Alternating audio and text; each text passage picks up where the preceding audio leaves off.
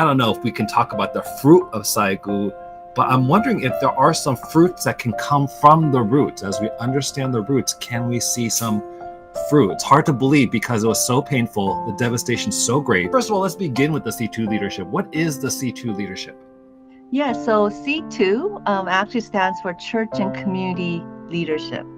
And basically, one of the key things that I learned through the Los Angeles riots was the fact that because of our lack of presence, lack of representation in the halls of power, that it was very easy for our community to be demonized since we were not in those decision-making rooms.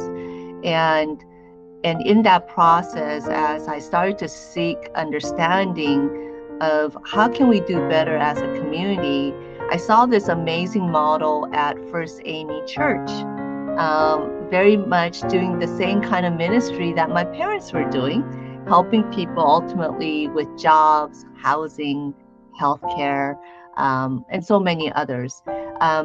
But this church, the difference was that they had created an affiliated nonprofit. And as such, just like any other nonprofit, now they could tap into the funding and resources that are available in the broader community, right? That is offered by government, that is offered by corporations, and they could also tap into the expertise and the platform of various entities that are outside the walls of the church. And so through the partnerships, I saw this amazing outcome, which was that the partnership created mutuality. And with that mutuality, now these partners had a stake in the church's success. And as such, they were lauding the work of the church in rooms and places where God, church, and communities of color are rarely mentioned. And with that, the church's reputation, their welcome, their influence grew. And now they were being perceived as valued stakeholders that needed to be invited into decision-making rooms. And I have to say, first, as a Korean American, Asian American, oftentimes, more than not, we are not in those decision-making rooms. We are often perceived as foreigners, outsiders that don't belong here. And as such, a lot of the anti-Asian hate, the violence, the attacks, I think comes from that perception and our lack of presence in those rooms and the lack of partnerships that really then really intertwine our future with everyone else's future. And an important piece is that the faith community, as such, especially in the Korean community, 75% of our community is connected to a church. So that's extraordinary because I would say for Asians, maybe church membership would be about 30-40%, but uniquely the Korean community, the church plays even a more significant role, partly because U.S. missionaries helped facilitate Korean immigration to the U.S. They were ultimately promised paradise, but when they came, they ended up becoming indentured servants, right? But the church, in essence, kind of served as a haven for these, particularly the majority of the 103 that came to the United States on that ship were mostly men. The U.S. government did not allow them to marry non-Koreans, and so there weren't any women or hardly any women. And so for many of the men there, they were lost and very disillusioned. And as such, but the church kind of served as a haven. So that history continues, and Koreans have one of the highest, still to this day, one of the highest language barriers. So many of the U.S. services, government services, don't reach the Korean community. And so again, the church has served as a place in helping many Koreans assimilate to American life. in helping them find jobs, housing, connect with resources, leadership platform, etc. And yet, what I find, even though the churches play such a central role in our community, and they're also doing a lot of good work, right? In terms of helping people, again, with housing, jobs, but also to the outside community, outside the walls of the church. Every Korean church that I know is involved in homeless feeding, right? They provide scholarships, there's youth programs, Mexico Mission. I mean, like every church, I mean, literally. And yet their good work is often not seen or recognized. At one point, we had done a study sponsored, funded by the Ford Foundation, I believe, and Fannie Mae, I believe. And we were looking at asset building in the Korean community. And you know what? For Koreans, they may not have a stocks, right, or some big retirement fund, but they give significantly to churches. So for them, in essence, their children and their church is where they are investing their future. And as such, but unfortunately, because they do not have the skills and tools and the relationships, they don't know how to package their good works. And because of that failure, because of their lack of capacity to do so, the broader community does not recognize their contribution, their good works. And I think in that way is a lose-lose for everyone involved. One is for the churches who are doing good work, the opportunity to be recognized and to be able to expand their impact in the community by leveraging resources and funding. And I would say for the broader community, these churches, they're doing amazing work. I would say also our giving is about 5 to 10 times bigger, greater than churches of same size in other ethnic communities, right? And the level of not just giving financially, monetarily, but also the good works that they do. And they have a lot to bring to the table, but the government and the rest of the world misses out on their contribution and impact. And so we had been doing this work since 2001. It's 23 years and counting. But I have to say, even though we had many successes, somewhere, I don't know, maybe 7 years ago, I had a crisis of calling. I felt like in spite of all these amazing successes that we could point to, it felt like I was always starting back on first base. And where I had to do a lot of lifting to, galvanize, mobilize for each initiative. And so I thought, God, what is wrong with this picture? I thought I was doing this for you. I thought I was doing this for the churches, but if they don't get what I'm doing, and each and every time I have to go pound the pavement and do some heavy lifting, maybe I'm doing this for me. And if I'm doing this for me, then I don't want to be in this place. So I literally went through a momentary state of depression. I literally felt zero energy. But God is very gracious. Every time over the years, whenever I get knocked down hard, I find that God always brings something equally great that gives me that energy. And as such, some things really happen.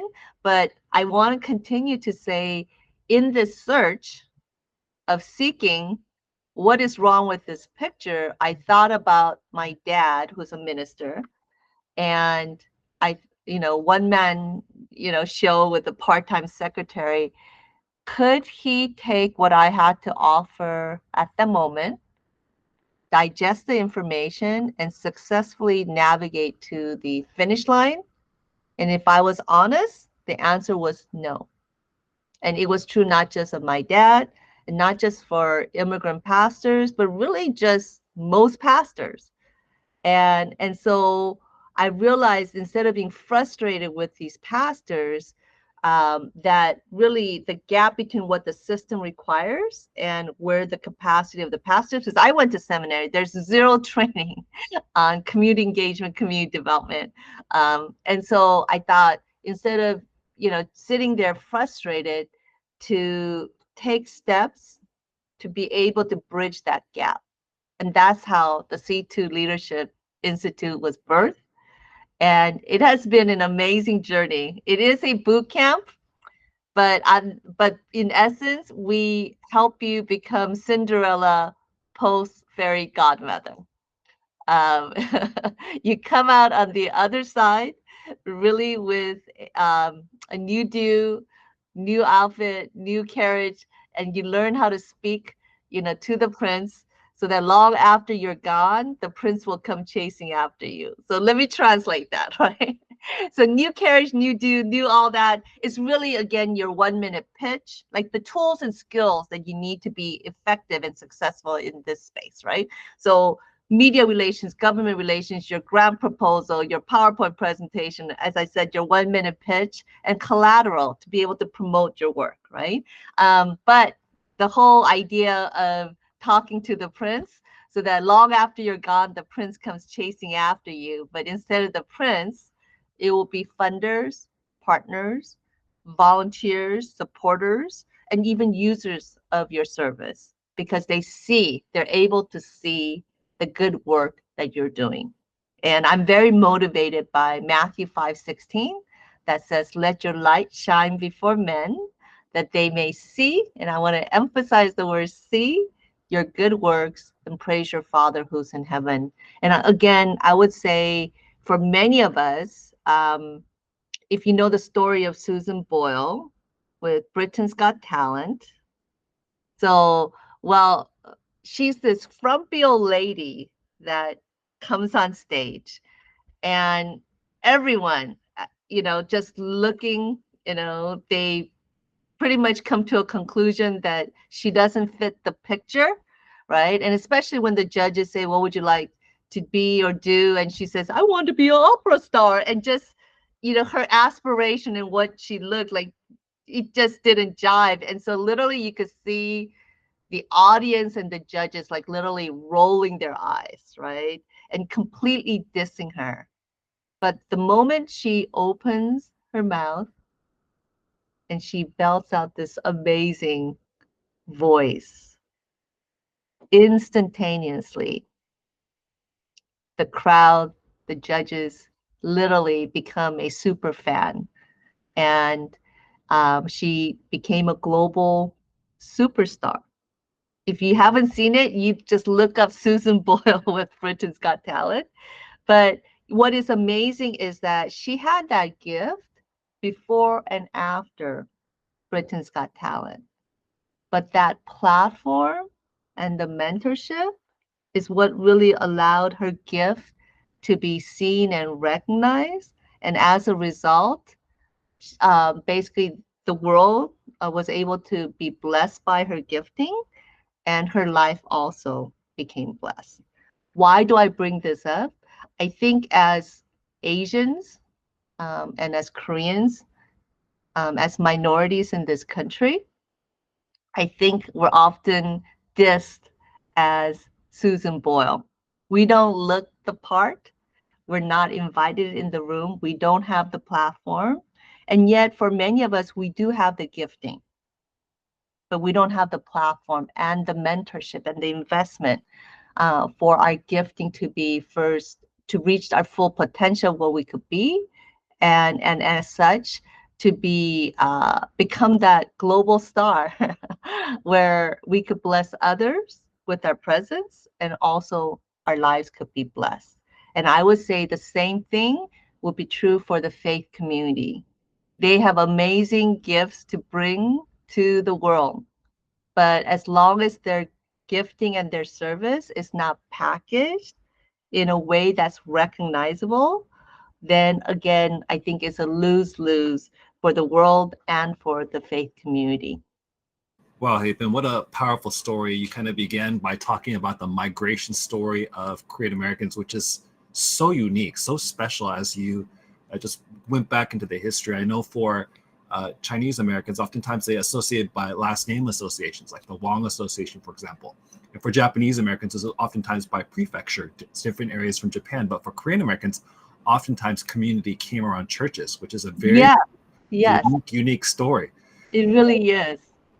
And then you're right. I'm thinking about Susan Boyle, and I know initially I go to America's Got Talent, but you're saying Susan Boyle is maybe that first generation Korean pastor who has a big heart. The church is doing great things, but unrecognized and no platform. Walk me through this. Like, let's say we have that Susan Boyle Korean pastor who has the talent, has the heart, has the skill, but maybe doesn't have the platform. What is going to happen from like week one? How many weeks are we talking about? What is the journey for this pastor? Sure. So it's a 15-week boot camp.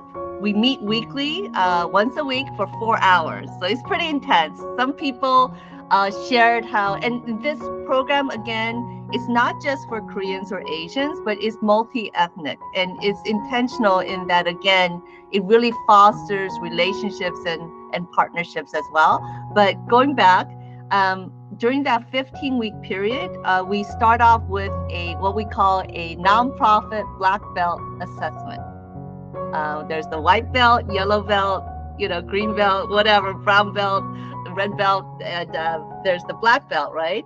And in essence, like a white belt would be you're interested in serving the community and you have some committed, interested team members. Maybe the yellow belt, you actually have a name for your initiative, right? And you have some, what is it? Your 501c3, or you have some working committees. Maybe like the green belt will be you have a database of media, funders, government officials, right?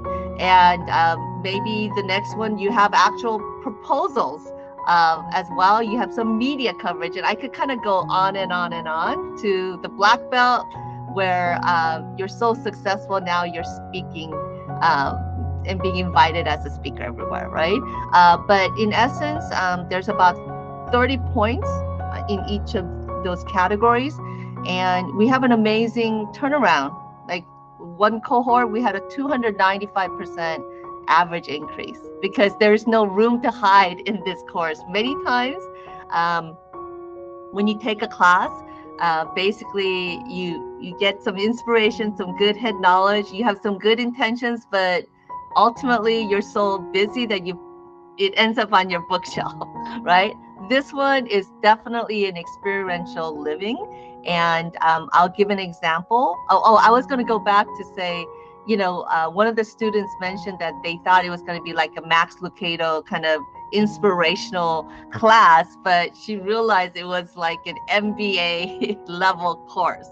And as such, as mentioned, we teach on fundraising, we do government relations, media relations. And so for media relations, before we bring our instructors, we actually give a media release template. They all have to come in with the project that they want to launch, okay, or strengthen. And so we go down and give examples of how to fill that media release template. And then we assign it as homework. So they go home and use their project to do their best.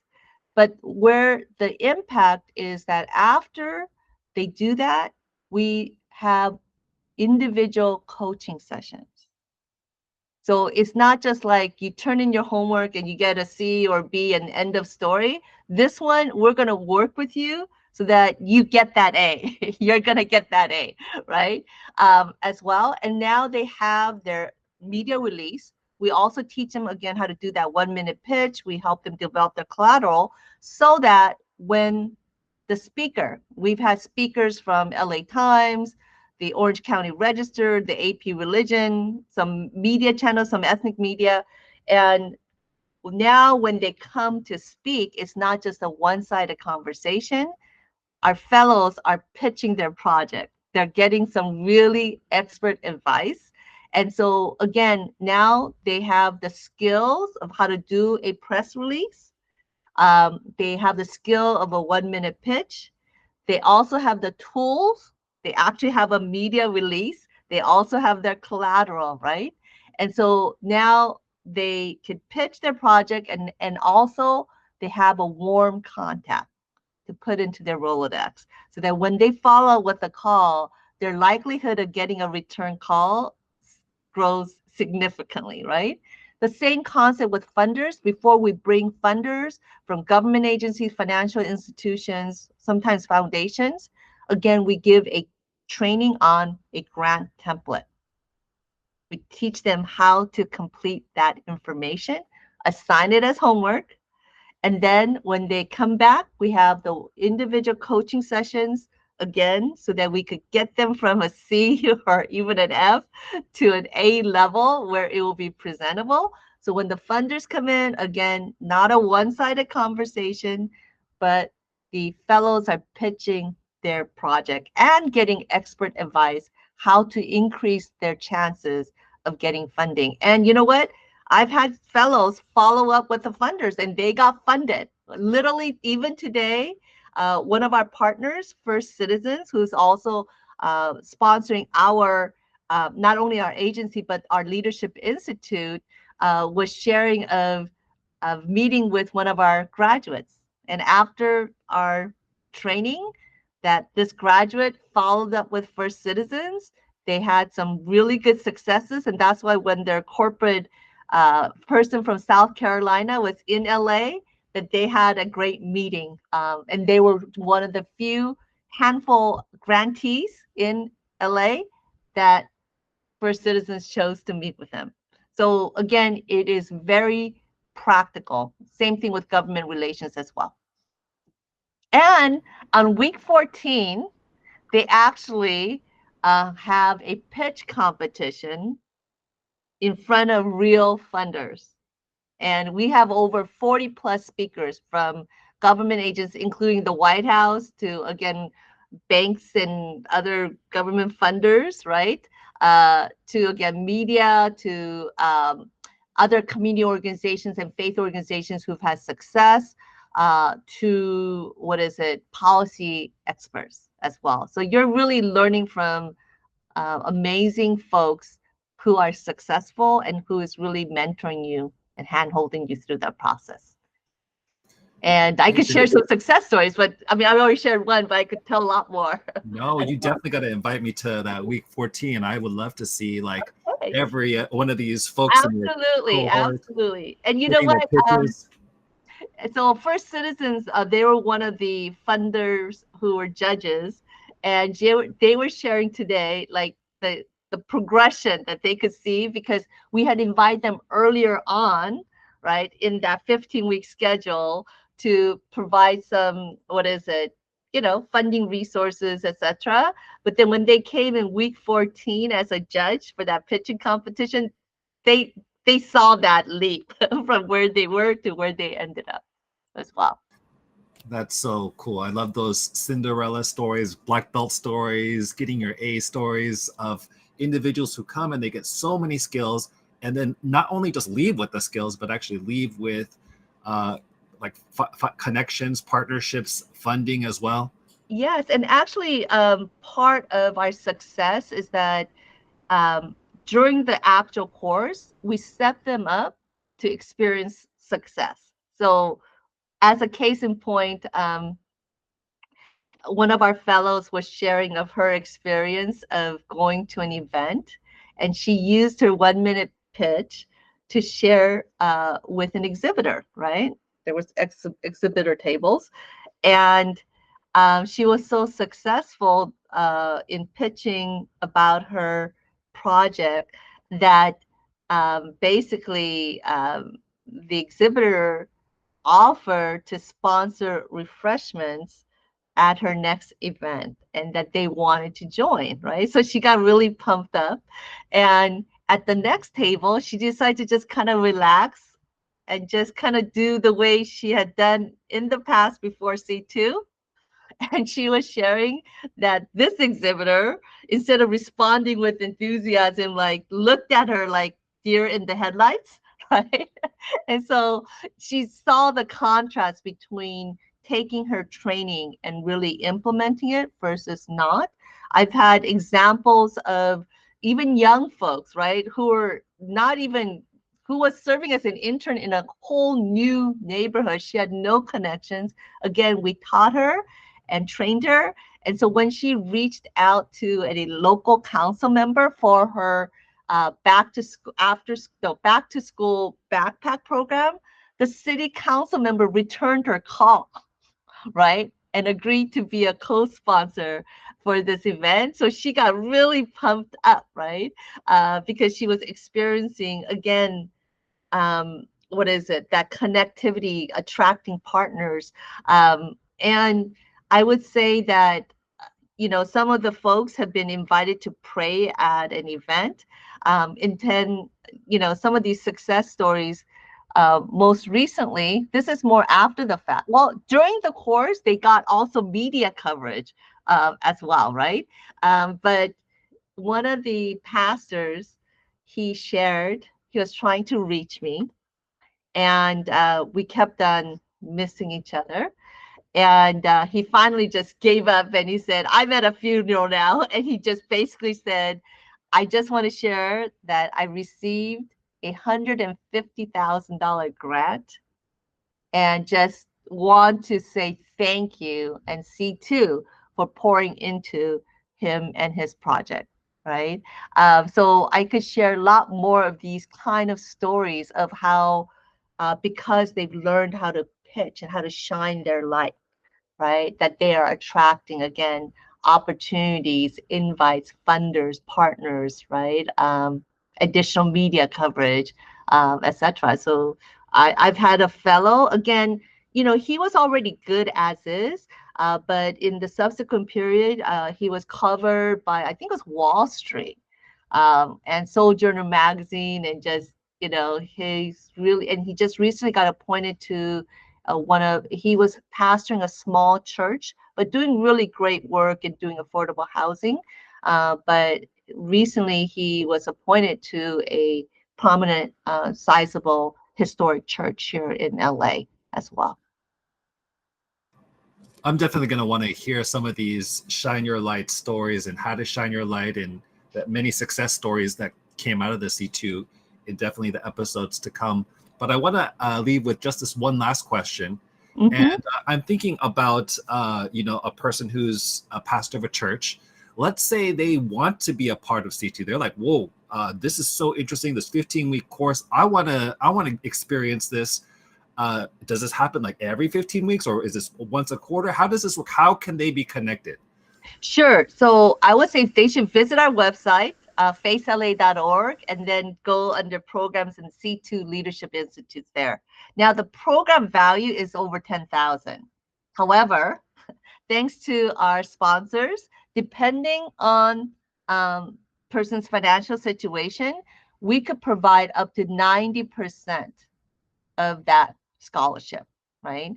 And so I want to put that. They will submit an application, and we will do a one-on-one orientation that will allow them for me to get to know them, and as such, where their passion or desire is in terms of impact.